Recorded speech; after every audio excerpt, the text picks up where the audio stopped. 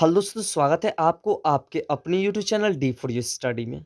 दोस्तों, आज के इस वीडियो में कम्प्लीटली आपके क्लास 10th के नॉन हिंदी के चैप्टर नंबर 1 जो कविता है तू जिंदा है तो पाठ के संपूर्ण भावार्थ को समझेंगे। और इस पाठ से कहाँ कहाँ से प्रश्न बनते हैं, कौन कौन से प्रश्न बनते हैं, उन सारे प्रश्नों को भी जानेंगे कि किस प्रकार से कहाँ से प्रश्न हमें एग्जाम में पूछ सकते हैं। क्योंकि दोस्तों, आपको पता होगा कि इसके लास्ट में कोई भी प्रश्न एक भी नहीं दिए गए हैं, फिर भी इससे कई प्रश्न पूछे जाते हैं। तो चलिए जानते हैं कि वो कौन से प्रश्न कहाँ से बनते हैं। और जस्ट वार दोस्तों, सारे चैप्टर्स बाय चैप्टर्स भी ऑब्जेक्टिव सब्जेक्टिव भी कराया जाएगा, मैथली का भी, और मैथ का जो है कुछ प्रश्न कराया भी गया और कंटिन्यू वो भी चलता रहेगा।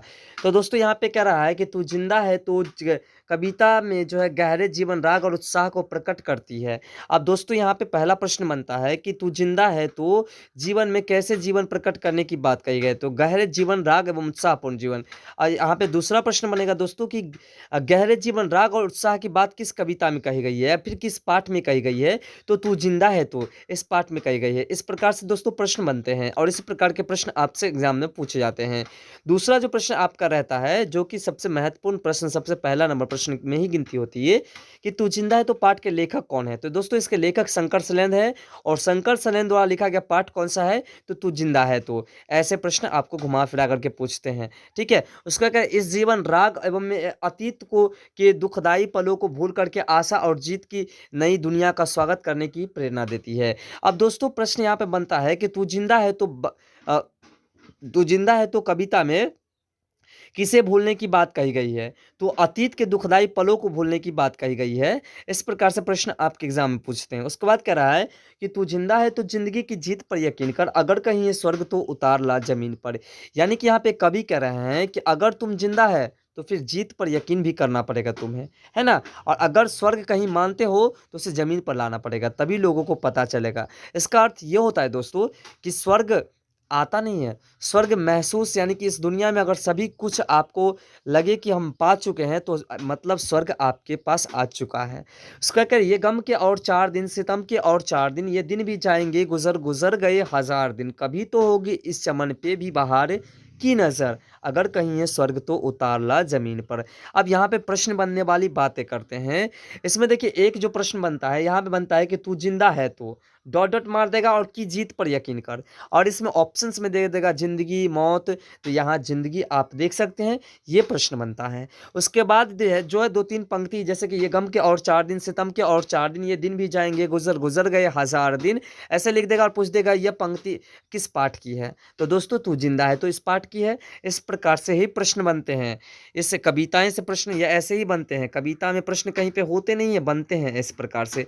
उसके बाद कहते हैं, सुबह और शाम के रंगे हुए गगन को चूमकर तू सुन जमी गा रही है कब से झूम झूम कर, तू आ मेरा श्रृंगार कर, तू आ मुझे हसीन कर, अगर कहीं है स्वर्ग तो उतार ला जमीन पर। और इसमें से भी दो बातें दे देगा, जैसे कि सुबह और शाम के रंगे हुए गगन को चूमकर तू सुन जमी गा रही है कब से झूम झूम कर, यह पंक्ति किस पाठ की है, ऐसे प्रश्न दे देगा, तो ये भी तू जिंदा है तो। या फिर तू आ मेरा श्रृंगार, तू आ मुझे हसीन, हसीन को गायब कर देगा और कर देगा, तो यहाँ पे हसीन हो जाएगा। इसी प्रकार से दोस्तों प्रश्न पूछा जाता है। ठीक है, और दोस्तों एक बात और भी आपको बता दे कि यह पंक्ति जो है, यह पंक्ति आपको याद कर लेना चाहिए। जब याद आप कर लोगे तो आसानी से आपके प्रश्नों का उत्तर जो है मिल जाएगा। तो कविता को याद कर लेना चाहिए। कविता क्या छोटी सी पंक्ति है, इसे आसानी से आप याद भी कर सकते हैं, और जब आप याद कर लेते हो तो कभी इसमें से प्रश्न पूछेगा तो आप आसानी से इसका आंसर दे सकते हैं। दोस्तों, उसके बाद आपको बता दें कि मैथ का भी कुछ महत्वपूर्ण एलसीएम और एचसीएफ निकालने का सरल तरीका बताया गया है, अशांत अशांत पहचानने का तरीका सरल तरीके से बताया गया है। उस वीडियो को नहीं देखे तो एंड स्क्रीन से देख लीजिए, ऊपर के आइकॉन से भी देख सकते हैं, बहुत ही मस्त तरीके से समझाया गया दोस्तों। आशा करते हैं कि आसानी से आप उसे समझ भी पाओगे। और मैथिली का भी वीडियोस एक अपलोड हुआ है, जो कि पहला नंबर चैप्टर मिथिला संस्कृति सीमांत पाठ को संपूर्ण एक्सप्लेन करके बताया गया। उसके प्रश्न भी उत्तर भी बहुत जल्द अपलोड होने वाले हैं, और हिस्ट्री के भी और फिजिक्स के भी प्रश्न अपलोड हुए हैं। यहाँ पे क्या, 1000 भेष धर के आई मौत तेरे द्वार पर, मगर तुझे न छल सके चली गई वो हार कर, नई सुबह के संग सदा तुझे मिली नई उम्र, अगर कहीं है स्वर्ग तो उतार ला जमीन पर। दोस्तों कह रहे हैं कि 1000 भेष धर के, लेखक कह रहे हैं 1000 भेष धर के मौत तेरे द्वार पे आए, मगर तुझे छल ना सके, तुझे कुछ कर ना सके, बल्कि वो हार कर चली गई, है ना। और जब वो हार कर चली गई तो नई सुबह के संग तुझे जो है नया उम्र भी मिला, नई ज़िंदगी मिली, अगर स्वर्ग महसूस करते हो तो फिर से इस पृथ्वी पर लाने की बात कर रहे हैं। दोस्तों यहाँ पे प्रश्न बनता है कि सुबह-शाम आकाश का रंग कैसा रहता है? यहाँ पे जो हम पढ़े थे कि सुबह-शाम आकाश का रंग कैसा रहता है? ये प्रश्न इस बार भी एग्ज़ाम में पूछे गए हैं। तो सुबह-शाम आकाश का रंग जो होता है वो लाल रहता है। देखिए दोस्तों, इस पाठ से बहुत सारे प्रश्न इस बार एग्ज़ाम में पूछे गए हैं और सारे के सारे प्रश्न भी आपको हम डिटेल में समझाने का प्रयास कर रहे हैं इसमें भी, और बतावेंगे भी आपको जो है सारे के सारे प्रश्न। आपको टेंशन लेने की आवश्यकता नहीं है। सारे के सारे प्रश्न जो है आपको ऑब्जेक्टिव सब्जेक्टिव दोनों आपको जो है अगले वीडियोस में बता दिया जाएगा। सारे चैप्टर्स, जितने चैप्टर्स हैं सबके chapters by chapters objective subjective बताया जाएगा। मैथिली के भी, हिंदी के भी, मैथ के भी, साइंस के भी, सोशल के भी, सभी के। ठीक है, आगे कह रहे हैं हमारे कारवां को मंजिलों का इंतजार है, ये आंधियों ये बिजलियों के पीठ पर सवार है, तो आ कदम मिला कर चल चलेंगे एक साथ हम, अगर कहीं ये स्वर्ग तो उतार ला जमीन पर। यहाँ पे इस वर्ष की बात कर रहे हैं कि हमारे कारवां जो है, हमारे जो कार्य हैं, ये लेखक चर्चा कर रहे हैं कि हमारा जो कार्य है उसे सिर्फ मंजिलों का इंतजार है। ये आंधी और बिजली जो है इसके पीठ पर सवार है। बस यही कह रहे हैं ईश्वर से कि तू आ कदम मिला के चलेंगे हम, है ना? तू आ कदम मिला के चल चलेंगे एक साथ हम। जब कदम मिलाकर चलेंगे साथ-साथ तो स्वर्ग ज़रूर उतरेगी। ये बातें हो रही है दोस्तों आज़ादी के लिए। यानी कि दोस्तों इसमें जो चर्चा की गई है, लेखक ने चर्चा किया है, इसमें हमारे लेखक का कहना ये है कि हमारी पृथ्वी जो है, यानी कि हमारा भारत वर्ष जो है, हमारी पृथ्वी की तो बात है कि स्वर्ग की बात कर रहे हैं। अब हमारे भारतवर्ष जो है जिस समय गुलाम था उस समय की चर्चा की गई है। तो कह रहा है कि सब कदम मिलाकर के अगर हम चलेंगे तो हमारा भारत जो है आज़ाद हो जाएगा। फिर हम लोग आज़ादी की ज़िंदगी जी पाएँगे, स्वर्ग को हमारे अपनी पृथ्वी पर आसानी से ले पाएँगे। यहाँ पे क्या है, जमी के पेट में पली अगन पले हैं जल-जले, न टिके न टिक सकेंगे भूख रोग के स्वराज, ये मुसीबतों के सर कुचल चलेंगे एक साथ हम, अगर कहीं है स्वर्ग तो उतार ला ज़मीन पर। मतलब ये लेखक सभी को एकत्रित, पूरे देशवासियों को एकत्रित करने की कोशिश कर रहे हैं। और दोस्तों ये प्रश्न भी आपके बनते हैं कि देशवासियों को एकत्रित करने की बात क्यों कही गई है लेखक द्वारा? तो आज़ादी प्राप्ति के लिए। किसके लिए? आज़ादी प्राप्ति के लिए। तो आज़ादी प्राप्ति के लिए जो बात की गई है, यहाँ पे कह रहे हैं, लेखक कह रहे हैं कि जब तक हम संघर्ष नहीं करेंगे तब तक पृथ्वी पर स्वर्ग नहीं आ सकता, और पृथ्वी पर स्वर्ग लाने के लिए सबसे पहले हम अपने देश को आज़ाद करा लेते हैं। यानी कि हमारा भारतवर्ष जो गुलाम था उसे आज़ादी कराने की बात हमारे लेखक कर रहे हैं।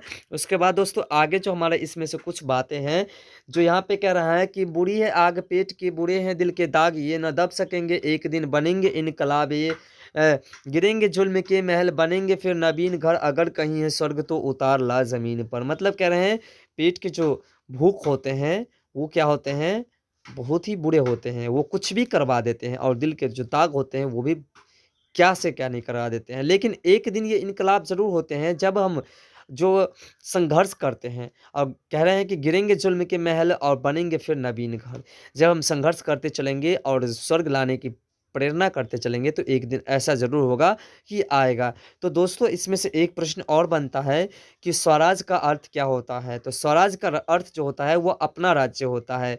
और दोस्तों इसी में से फिर से 1-2 पंक्ति, जैसे कि बुरे हैं दिल के, बुरे हैं आग पेट के, बुरे हैं दिल के दाग, ये न दब सकेंगे एक दिन बनेंगे इनकलाब। ये पंक्ति किस पाठ की है? तो तू जिंदा है तो। और तू जिंदा है तो पाठ के लेखक कौन है? शंकर सलेन। और शंकर सलेन द्वारा लिखा गया पाठ कौन सा है? तू जिंदा है तो। इस प्रकार से दोस्तों यहाँ पूछ देंगे, मिले गिरेंगे जुल्म के महल बनेंगे फिर नवीन घर, अगर कहीं है स्वर्ग तो उतार ला जमीन पर। यह पंक्ति किसके द्वारा लिखी गई है? तो तू शंकर सलेन द्वारा लिखी गई है। इसी प्रकार से दोस्तों प्रश्न पूछे जाते हैं। इसके जो शब्दार्थ होते हैं उस शब्दार्थ को भी अगर कुछ देख लेते हैं तो इससे भी कई प्रश्न बन जाते हैं।